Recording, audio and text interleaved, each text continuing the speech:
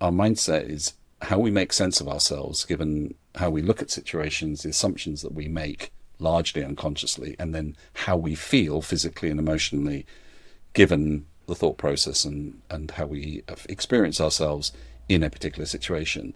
And when you start to join those dots up, you actually realize that there's a massive flow of information coming from your body, coming from other people, coming from the situations you're in, that you have misinterpreted most of the time. That means you feel constantly out of your depth, particularly in situations of uncertainty. You feel disconnected from yourself. You feel disconnected from other people. And so this definition of mindset is a way of helping to do what we're talking about here, which is to reintegrate the whole self into something that's more powerful. Thanks so much for joining me on the Mark Divine Show. Super stoked to have you here today. No, it's a pleasure, Mark. Thank you. Hi, Mark Divine here from SealFit. After 2 years of development, I'm super stoked to announce the launch of SealFit supplements and our first product, SealFit Electro Greens. This is the highest quality organic greens you can find, combined with electrolytes into one powerful supplement. Take with 8 ounces of water in the morning or add to your smoothie to get your day kicked off right with the proper nutritional supplementation and hydration support. And you can also use it as a pick-me-up booster during the day or after a workout. It dissolves immediately, and believe it or not, it tastes great. I've had many testimonials already saying it's the best tasting greens that they have ever tried. So hoo-yah, sealfitsupplements.com, or you can find it on Amazon by searching for SealFit Electro Greens. Hoo-yah. Let's do this. Divine out.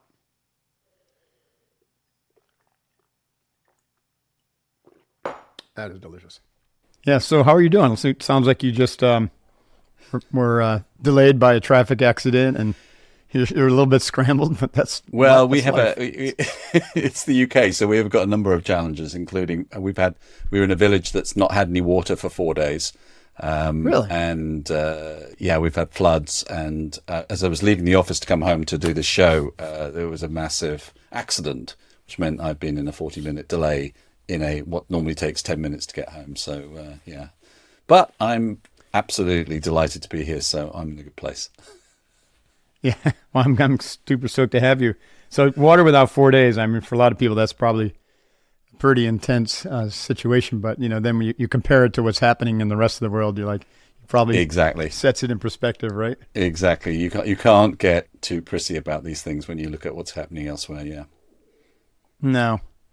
I'm really excited to talk about mindset. That's been a big chunk of my work with Unbeatable Mind. It's even the name of my company or one of my companies. But before we get into that, I'd love to really get a sense for the trajectory of your life. Like what were the shaping influences, good, bad, and ugly, that kind of set you on your path in life and kind of led you to where you are? This library with about 80,000 books behind you. Yeah. All of them yours. Well, I'm really interested in the arts. So I think, my trajectory, it started in things that I was naturally good at school and science and maths and so on. But I didn't actually love those things then. I really loved arts, but I had a school and a parent particularly who just saw those things as being not a great place to be. And both my parents were first generation immigrants into the UK. One was Indian, one was Irish, and I think they just wanted me to be a doctor. Okay. We had doctors in the family and so on. So I kind of pursued an academic career. I started off as in neuroscience. That's where I did my degree in, and then I just pivoted and went into consulting because I just sort of had a natural flair for that. And that took me on a journey and full circle about 15 years ago back into neuroscience because things were getting interesting there. And I thought that, there was something there that could actually be translatable into the work I was doing. So what does neuroscience have to do with the mind? I'm kind of curious. I mean, it's really about biological functioning and the mind really... I mean, it's affected by biological functioning, but it's not the same thing. No. So maybe we start there. What does neuroscience have to do with mind, and what does mind mean to you? Help us define that. Yeah, okay.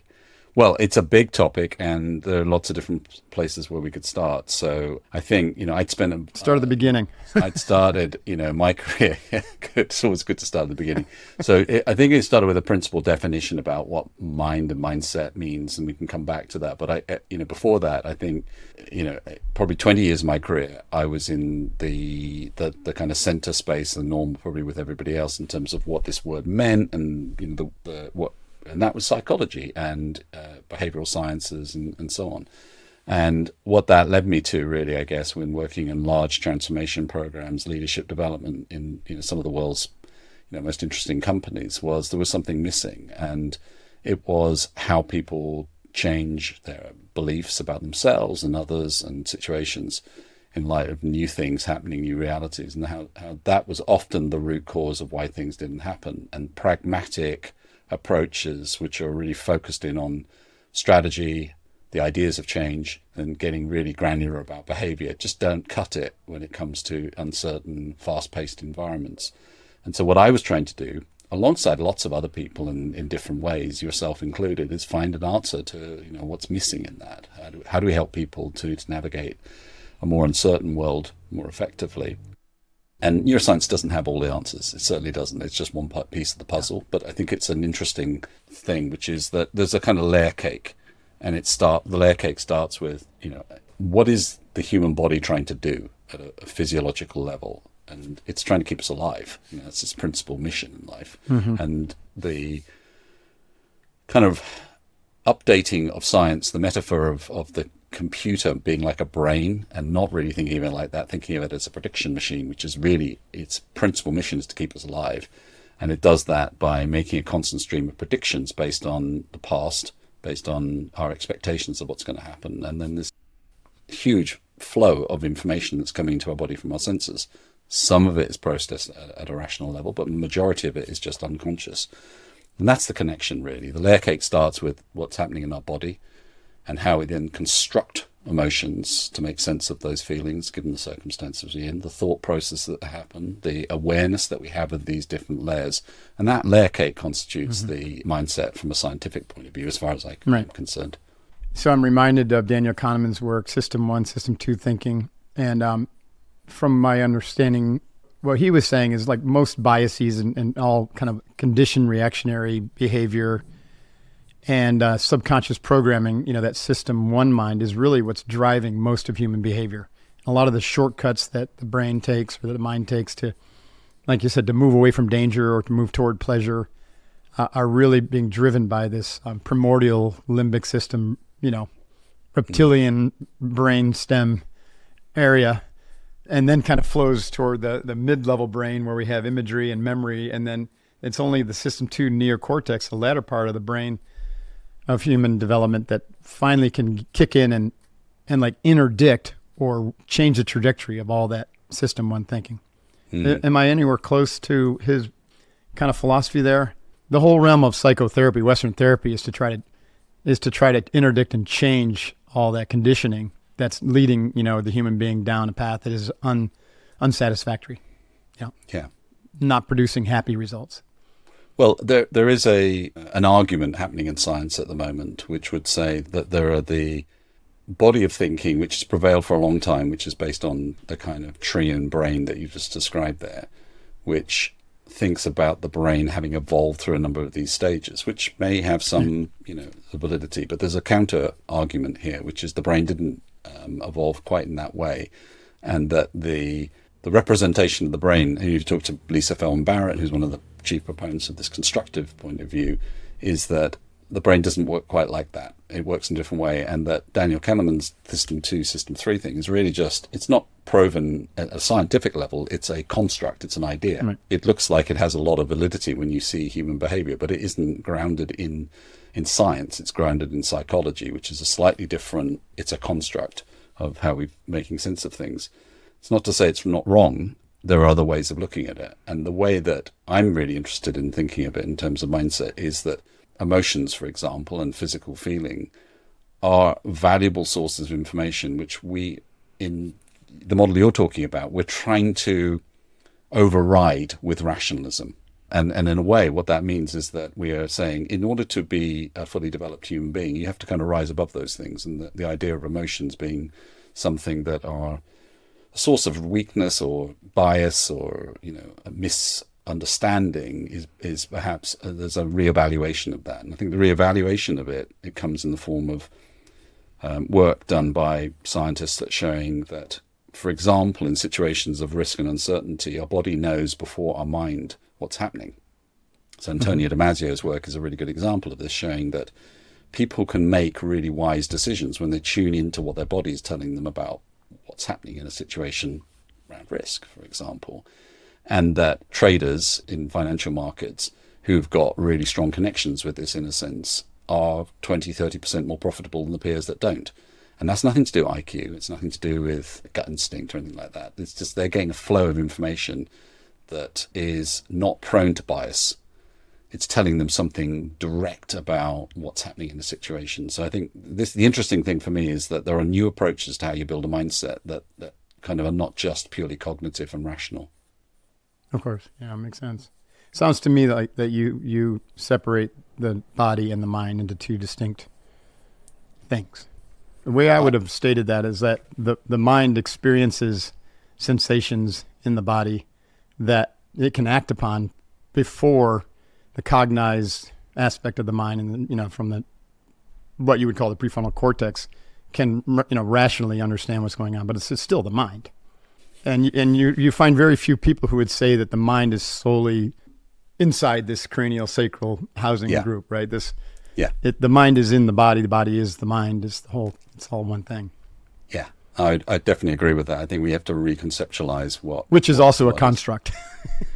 Well, it may be, but I mean, then you think about, our experiences and things like consciousness. What is that? And that's long been a body-mind duality that is being eroded by science. Science is saying, well, maybe not. Right. Maybe consciousness comes from something else that is absolutely measurable. Right. So I think we're saying the same thing, but probably in a slightly different way. Yeah. But, Well, it's fun. It's fun to do that, to just shed light from, around confusing things that are kind of confusing or murky for people who don't study this stuff, right? Because there's 100 different ways to kind of look at this, right? And I've studied the kind of the Eastern perspective for a long time, and I find a lot of validity in this idea of consciousness, basically streaming through the body-mind instrument, creating thoughts based upon the conditioning of the body-mind. And so in that viewpoint, you are not doing the thinking. Consciousness, right, is the thinker. And the individual named John or Mark is really just an experience machine. And I think that's a fascinating viewpoint. It's actually a quite liberating one, but it flies in the face of everything, the Western psychotherapy and neuroscience. They're going in completely opposite directions. So I think that as science goes deeper into the metaphysical, especially quantum physics and whatnot, they're starting to bridge that gap and finding that there is actually there's a lot of validity to both, right? One's from the perspective of duality, the other's from the perspective of non-duality. Yeah. Well, I think a lot of neuroscientists are actually coming exactly to the point of view that you're saying, which is that the kind of perennial wisdom, particularly in Eastern philosophies, born out of the fact that we evolved from nature, where our primitive self or earlier versions of ourselves, our experience of the world was that there was no separation between ourselves and nature. We were part of it. Right. And as we've separated ourselves, we've had to kind of identify and create a new identity of ourselves. Right. And and that is part of the problem. And so what we're doing, in effect, with this new way of thinking is arriving at full circle about reintegrating with what's reintegrating. going on. I love that word. You're right. Reintegration. Yeah, I agree. So this idea that we're walled off from the world as a separate self, the Eastern traditions say that is the cause of suffering because it's a misperception. So breaking down the ego and idea of humility, which you could even equate to a mindset, softens that hard exterior barrier of separation, and you begin to experience that co-arising of sameness with other humans, with nature, with everything around you. And I think that I'd love to hear your take on that, like especially with your work with clients. How do you help them experience that co-arising or that unity of sameness while appreciating the diversity? Yeah. Well, if you think about when you're consulting in a business sense, and forget about, sort of working with people as human beings in a broader sense, but in that work way, the thing they're paid to do is to separate themselves and to see themselves as just cognitive vehicles, solving problems, right, making decisions and so on. And that has created a separation on a number of levels. One is the separation with their body. Their body is not to be trusted. I love Christopher Hitchens' thing when he was diagnosed with cancer. He said, I don't have a body, I am a body. It was a realization of what we're talking about here. And, and a Magic Circle HR director said to me, all of the partners basically ignore everything from the neck below. It's irrelevant to them, as a function. So I think, when I come to my definition of mindset, and this is a very simplified picture of what, my research over the last 20 years has taught me, is that our mindset is how we make sense of ourselves, given how we look at situations, the assumptions that we make largely unconsciously, and then how we feel physically and emotionally, given the thought process and how we experience ourselves in a particular situation. And when you start to join those dots up, you actually realize that there's a massive flow of information coming from your body, coming from other people, coming from the situations you're in, that you have misinterpreted most of the time. And that means you feel constantly out of your depth, particularly in situations of uncertainty. You feel disconnected from yourself. You feel disconnected from other people. And so this definition of mindset is a way of helping to do what we're talking about here, which is to reintegrate the whole self into something that's more powerful. Although I think it's a fairly simplistic view, Carol Dweck's notion of growth mindset versus fixed mindset is helpful, and it does fit kind of a developmental psychology that says we grow through these stages, but you're not going to grow if you're stuck at a particular stage due to life circumstances or family belief systems that you rigidly adhere to, or religion or stuff like that. And so I'm curious, in corporations, what you just said to me sounds like you work with a lot of people who are kind of in that fixed mindset, at least initially. So how do we unfix somebody?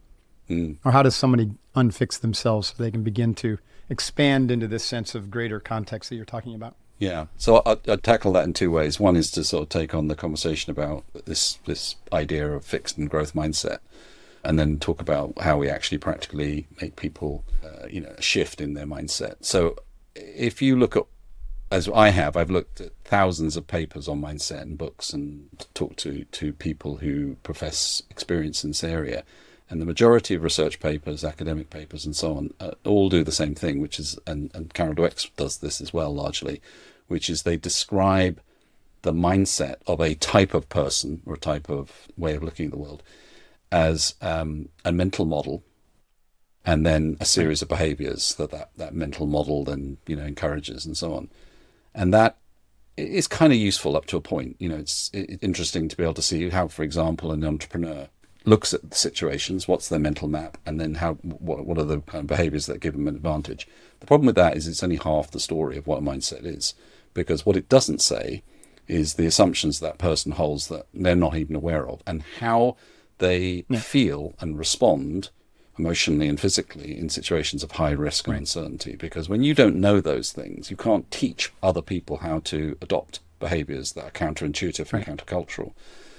And so when you look at Carol Dweck's work, that's exactly what happened when not she, but other people took that work out into thousands of schools.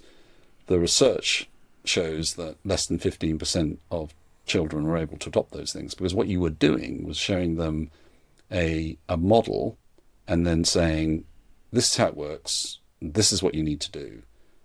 And it completely bypassed how anybody can actually learn. I think, what we're talking about here is confusing a kind of intellectual mental model with actually how a mindset works. And that's what I've been really focusing on. Yeah, I agree with you 100%. We call that a background of obviousness. It's all that stuff that's creating the background, like the underlying operating system software of a computer. It's a rough analogy. It's hidden from view. The mental models would be like the Microsoft Word and Excel. Yeah. And the background of obviousness is everything starting with that identification as a named being, right? Mark. Yeah. Like that creates suddenly it's an idea, right? It's a virtual representation with 4 letters of what this being is supposed to be based upon others perceiving. And then language, right? So language is probably the biggest shaper of background of obviousness. Like, and it really, really radically constrains, right, your perception of reality. and can narrow it. This is why we see with people who speak multiple languages, they have greater perceptual ability based upon the language. Like, for instance, like Sanskrit has like 67 words for love. And how many words in English do we have that even come close to love? I mean, maybe gratitude, compassion, love. So I think that's interesting. How do you help people see that background of obviousness in your work? Yeah. Or understand it? Yeah, I mean, I think you firstly acknowledge the rightness of an idea. So when you say, like there's a child with a fixed mindset versus a growth mindset, we all know when our children do that, or, and how that makes us feel. So putting a label on it, and I love the phrase you're using there is, it seems obvious and it seems right. There's a rightness to the idea, but doesn't mean it's actually helping you to do anything about that. So I think what you have to kind of move people through is three steps. I think the first step is that they need to understand a new way of thinking about something, but then they need to build it. They need to build it for themselves on an experiential level. So we would work with leaders and their teams to start showing how they can practically build the underlying mechanisms of their mindset. So before you start to think about applying any of this stuff, you actually show people what it's like when you do this stuff, and how it increases their self-awareness, and how it increases their ability to gain some of the things that they're really missing in their life, like a sense of calmness in difficult situations. So things that I'm sure you've done for many years and are second nature to you, like a body scan and doing kind of micro forms of mindfulness and renewal. What they do is, if you find the right metrics for people who are very rational around this kind of stuff, and they don't like the leap of faith, and show them how that can improve a measure of their either neuroplasticity or their some of their brain function, then they can see themselves making progress, and so they will then start to invest in that, and then they can get the qualitative experience of staying more open in a situation where they lose patience, or being able to concentrate more where they get bored, and looking for immediate gratification by looking at their email. They can stay longer in the presence of conversations and so on. So it's about creating real, practical, fast things that people can do to gain the thing that they're missing. And that is the kind of switch and bait, really. Instead of focusing entirely on behaviors, look at the underlying mechanisms, and then get people to really focus in on what they want out of life that they're not getting. Right. Yeah, I totally agree with that approach. I think cognitive behavioral therapy is, it could be a useful addition, right? So it's a complement. Yeah. But, we know this from the many, many failed diet programs that everyone tries, that you've got to change the underlying thought structures and way the mind is working. There has to be a metanoesis, a change of the mind, in order for the behaviors to change. Behavioral change alone can be a supportive mechanism, but it's not going to get you there, I don't think, for most cases. So in my work with clients, especially starting with Navy SEAL trainees, one of the first things it seems that we have to do is to get them to appreciate how destructive negative thought patterns are. And so I use kind of like, metaphors like feeding the courage wolf, and the tale of the two wolves, the fear wolf residing in your brain, and the heart, the courage wolf residing in your heart, and stuff like that. I have to kind of break it down in Barney style for 17, 18-year-old Navy SEAL candidates.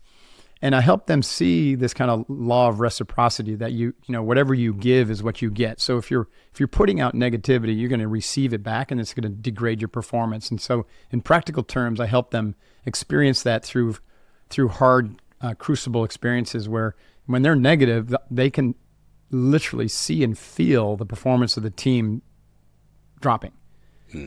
And so we give them the tools to get back into positive territory, positive mantras, and being in service to your teammate. We call it the SEAL teams, not SEAL individuals.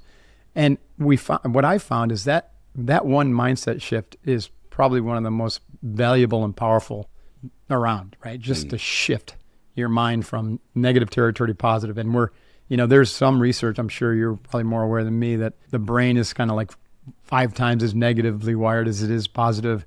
probably based upon all the massive input that we're receiving constantly from TV and news and social media. It's just radically negative, and so we absorb all that. Like, that's the context you talked about. You're constantly taking in information. Yeah. So if it's all negative, then you're gonna absorb that, and then your brain is gonna take on that quality, and then you're gonna put it back out there, and you're just gonna receive more of it.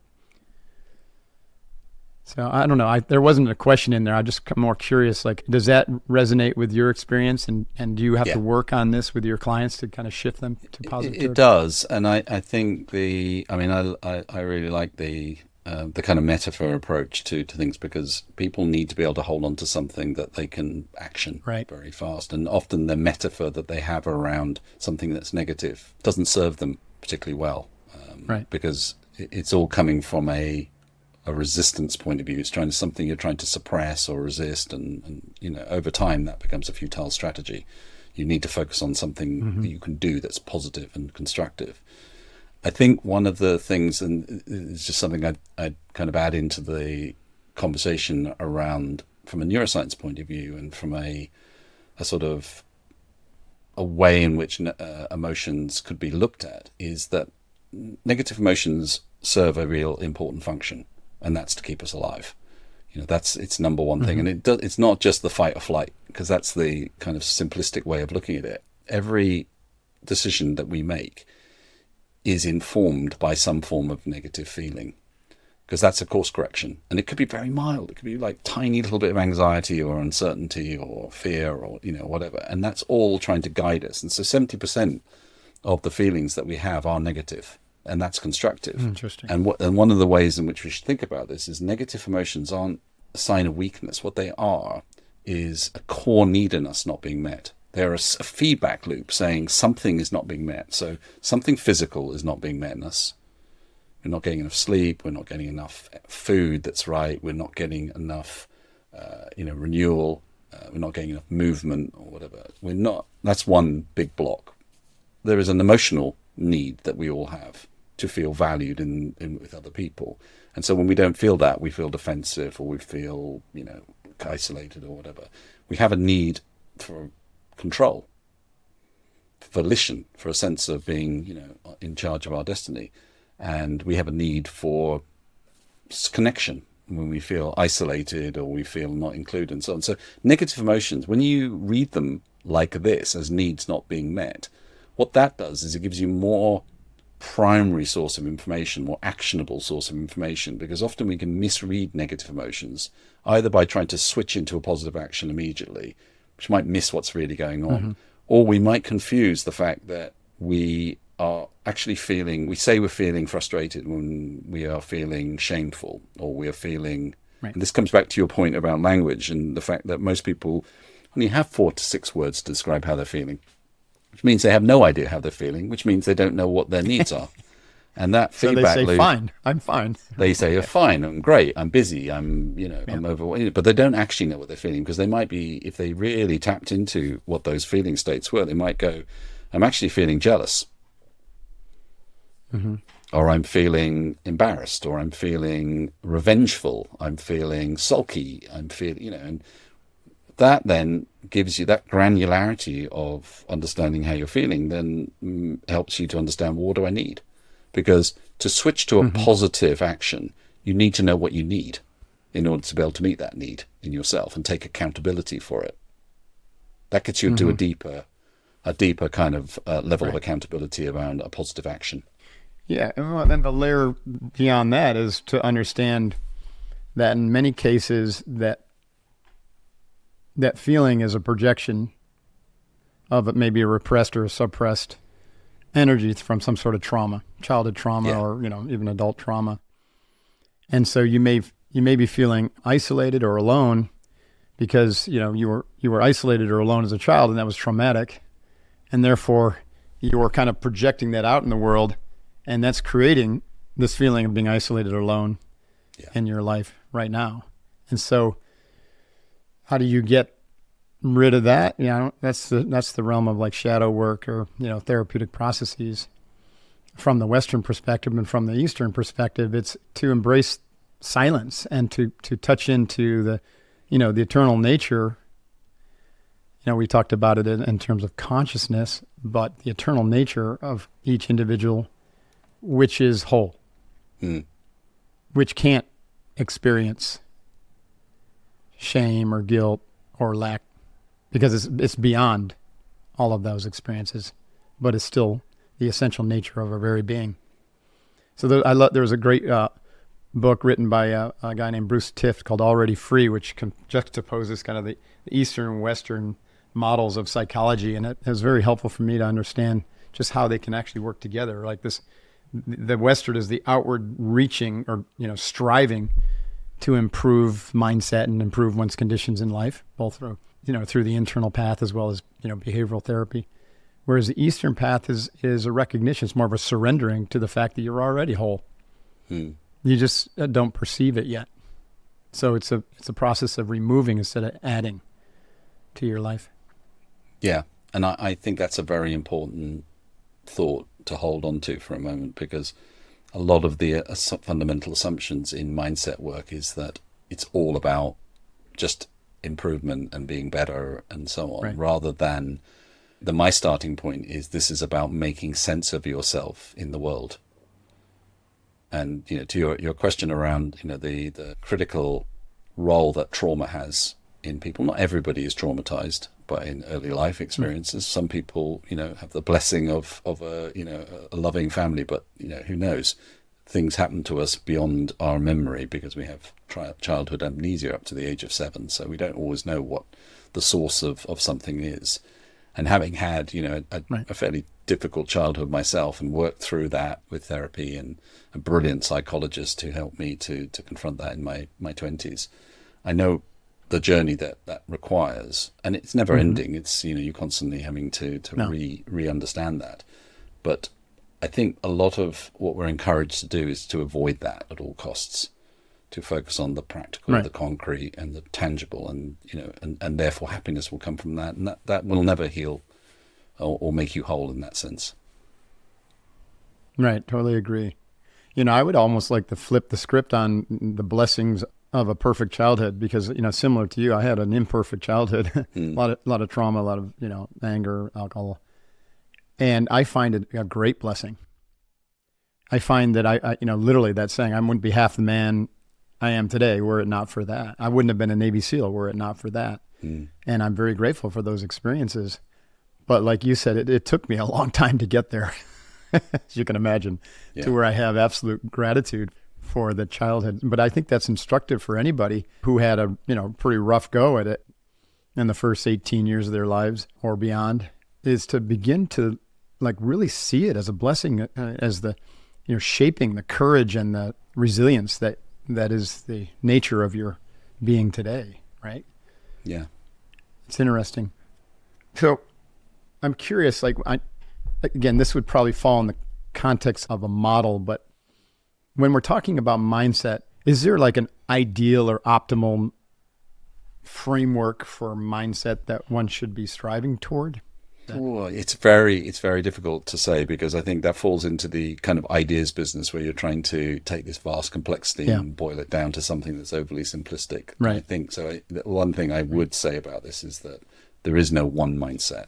There are multiple mindsets that we need. Right. And I think the things that are causing polarization, that are causing division in family life and and so on is grounded in, firstly, I believe that we need as to have a different conversation about a needs-based mindset. I think once people start to pay attention more to their needs, not wants, not rights, not all this kind of stuff, but their fundamental needs, we'll move out of a very toxic sacrifice culture where in order to be successful we have to sacrifice our core needs to our health, to our family, to the things that we care about, our community and so on. And then we justify that by saying that's the only way I can be successful. Now, there may be a grain of truth in that, there always is, and there may be in past generations the need to make huge sacrifices to help your family to do that. And certainly around the world there are families making huge sacrifices.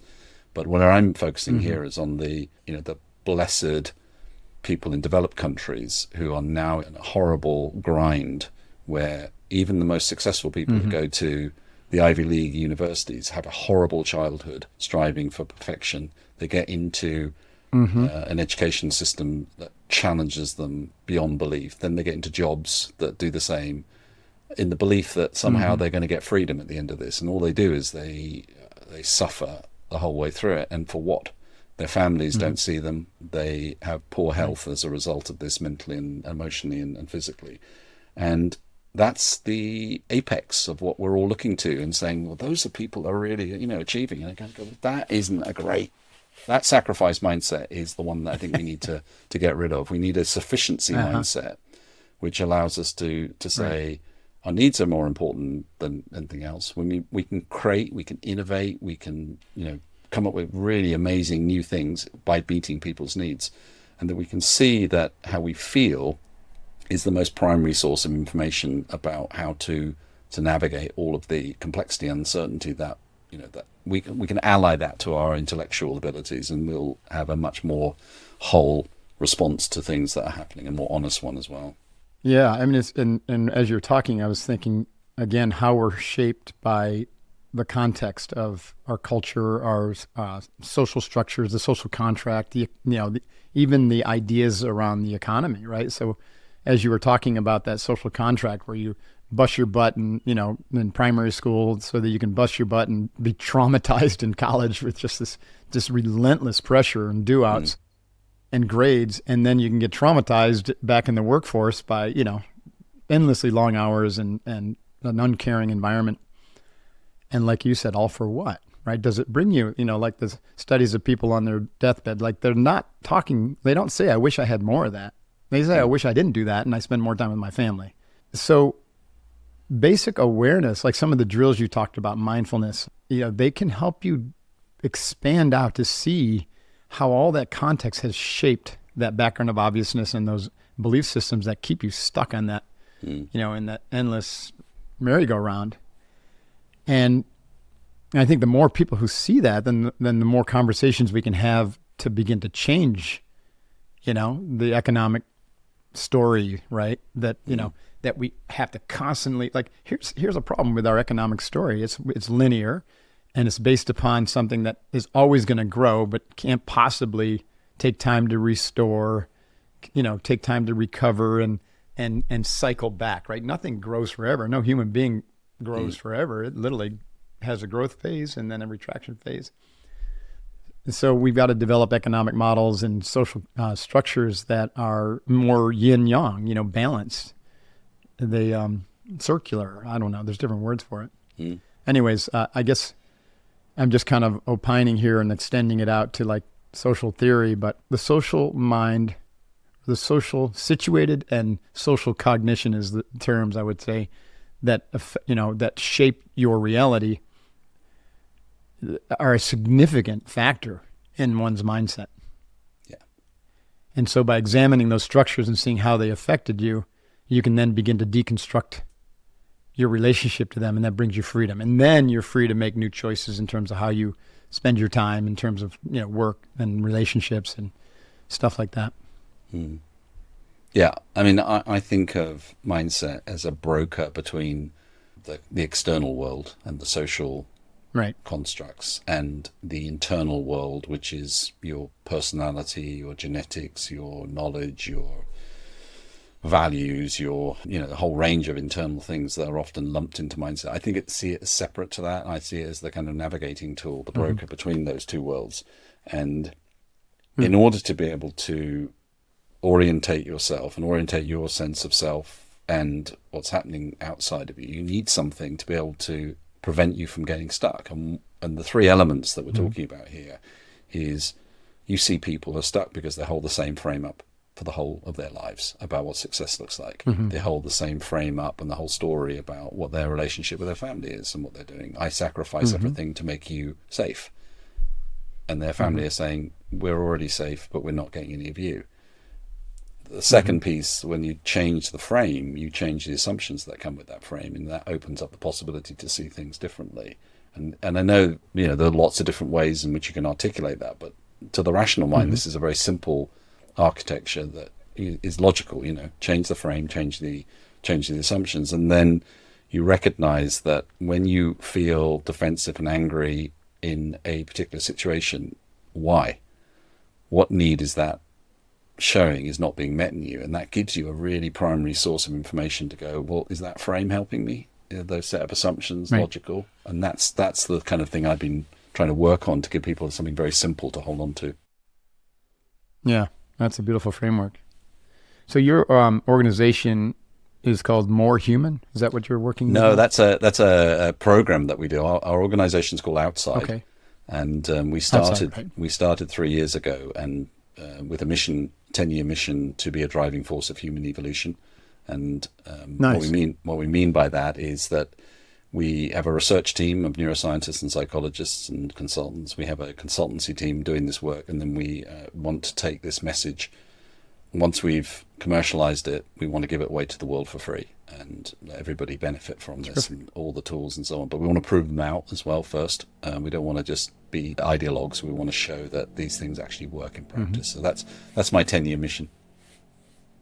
That's terrific. I applaud that, and I agree with it. It's got to be evidence-based for the Western mind to accept it. Yeah. You know, and I teach or coach, I say, listen, you know, there is a lot of evidence out there, but at the same time, you need to be your own research laboratory, study of N=1, and prove it to yourself, or else concepts get you nowhere. Knowingness comes from practice, not from knowledge, right? Totally agree. Anyways. I totally agree. I mean, I think, you know, there's such a temptation to get excited about your own ideas and believe your own, bull. Yes. Guana. And, you know, like one of our values is eat your own dog food. And if we don't, we Same here. try and sell it to our clients or, you know, to our research team. We've got to do it. And I did an experiment during COVID that lasted 441 days. And it was a body scan that I did every morning to tap into that rawest form of consciousness, and then to measure what happened to me, both the physiological signs and also, you know, my experiences, how my mindset was altered over the course of, you know, confrontations, difficult situations, uncertainty, good times, bad times, and so on through that process, including the death of my dad. And it was just, I write about it in the book that I just wrote this year. And it was a revelation for something so simple that took 30 seconds a day, 40 seconds a day. You know, it was amazing. I love that. And you're right. It doesn't take much. It's the consistent effort, right? The commitment to consistently do it. You know, I start Navy SEALs with breath training, right? Just because they can see palpable changes very, very quickly in their arousal control and clarity of their decision making, that calm under pressure that you talked about earlier. But I tell them, listen, you know, doing it for an hour on Sunday, or, you know, hyping yourself up with Wim Hof, you know, once a week, that's not going to really do anything for you. But even if you just did 5 minutes a day of consistent box breathing practice, come back to me in a month and tell me how you feel and what's changing in your life. And I can guarantee you will see some significant results. Yeah, I don't know if you've seen the Dr. Paulness study looking at the impact that these kind of things have. So there's a body of work around the topic of interoception, which is the sense of information coming from within your body. And people who have greater connection with that and can know what their body is doing have all sorts of benefits. But what he showed was, you know, on this range of ultra marathoners and elite athletes, Olympians, Navy SEALs, and so on, right down to, you know, kind of normal people with, you know, kind of normal sedentary lifestyles, is very simply that the people at this end of the spectrum with the heightened awareness of their body and who do the kind of practices you talk about have an enlarged part of their brain, the insular cortex. And what that does when you put people through stress is it mobilizes the resources in prediction of the stress and then calms down, which means that you are free to think. Whereas a normal person who's not sort of developed this, their brain lags. The insular cortex response lags after the stressor and then goes crazy and doesn't calm down, which means they can't think and they're panicking. So it's not about IQ. Yeah. It's not about, you know, knowledge and experience. It's about your brain can't literally do what it needs to do in that situation because you haven't trained it to mobilize the resources necessary. Right. And that's why I love about the simplicity of these things. They are, you know, they're very effective quickly. Well, we could go on forever. I'd love to chat more, but your new book, is it out in the marketplace yet? Yeah, it's called Leading in a Nonlinear World. It's published by Wiley. It came out at the start of this year, and yeah, it's had a good reception. Excellent. And where can folks, so people can obviously go check out the book, and I'd love to read that myself. Your program, More.Human, is that accessible, so that's, or is it that's one of our, it's one of our programs. So it's an in-person program. It's also we've got a digital platform that we make available to corporates. It's not a consumer product at the moment. We are developing one. Okay. But More Human is really about helping to deal with this problem of increased depletion, defensiveness, and disconnection. And we're trying to flip those three things by the kind of practices that we talked about and give people simple things that they can do. So it's a 1 year self-directed program where, they really help to build a mindset of well-being. That's terrific. I love that you make it a year. My Unbeatable Mind program is a year long as well. And it's like we said in the SEALs, you can't mass produce, that type of, change. It's got to be a consistent effort over a period of time. And it's been a terrific conversation, John. I really appreciate your time. If someone wanted to reach out to you, get more information about your company's work and your book, anything, what's the best way for them to do that? Well, two things really. One is just link in with me. It's John Gomes, and or look at our website, which is weareoutside.com. I have a regular newsletter that I do on mindset every month, where I share not just kind of high-level ideas, but some of the real detailed practices and models that we're working on. And the aim of that really is to get a collaborative input. People reach out and say, "This is what I've learned about that," or have questions about it, because we want to give this stuff to people. We're not holding back. So yeah, come and take a look. Hey everyone, this is Mark Devine, founder of SEALFIT and Unbeatable Mind, and I'm super stoked to announce that my new book, Uncommon, is due out from St. Martin's Press this summer, July 16th. And we've launched a pre-order campaign. You can learn more about that at readuncommon.com to try to get early awareness for the book, which I hope will help a lot of people, where I go and do a deep dive on the 5 mountains of personal mastery: physical, mental, emotional, intuitional, and spiritual. Uncommon, simple principles for an extraordinary life. Check it out at readuncommon.com, and thank you for your support and being part of the change that you want to see in this world. Hoo-yah. Divine out. Weareoutside.com. I'm going to go Yes. sign up right now. Awesome. Thank you.